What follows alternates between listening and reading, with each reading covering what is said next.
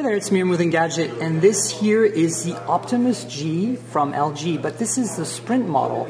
So this is actually the first time we get our hands on the official Sprint version of this phone. We're here at CTIA Fall, also known as MobileCon in San Diego, and as you can see clearly here, Sprint ID, and if I bring up the tray, you can see the Sprint ID and Sprint Zone icons up here.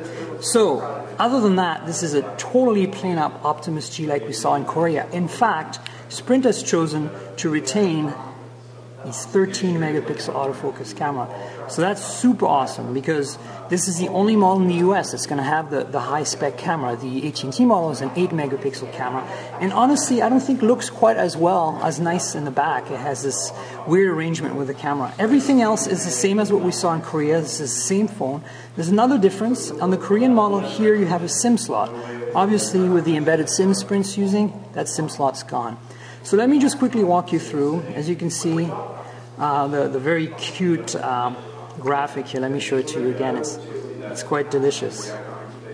You can see what's underneath when you slide it over, and that's because of the quad-core Snapdragon S4 processing power available to you when you use this phone.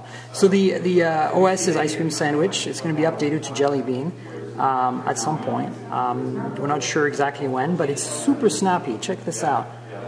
Look at how quick and nice and lovely everything's just smooth as silk. It's got a beautiful true HD IPS panel. This is LG's latest display. You can't really see in the video because I had to set the brightness pretty low to make the video work, but it's got really, really beautiful contrast and viewing angles overall. Not quite as good as the 1X Super LCD2, but very close. Obviously an HD display, 768 by 1280, and yeah, that's pretty much it for the display. Let me talk you through the rest of the phone. So the 13 megapixel camera, single LED flash. On the right hand side here you have the power lock key.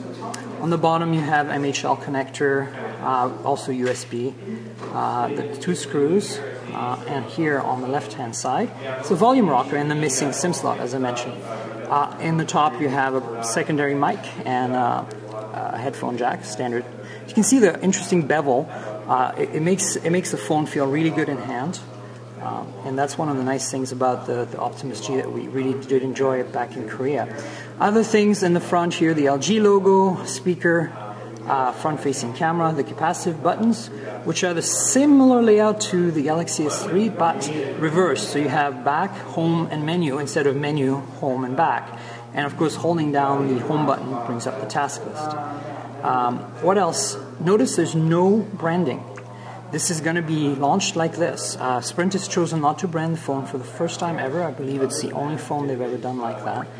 And then that's pretty much it. Talk to you about the processor and the display. The other thing to add is it's got a 2100 milliamp hour sealed battery, hence the screws. You can't take this apart, but it's got glass in the back here. It's some sort of tempered solid glass that's hard to break. You notice here the number, the LG LS970, which is the designation for Sprint. So there you have it, Sprint's Optimus G from LG here at CTIA Fall. Cheers.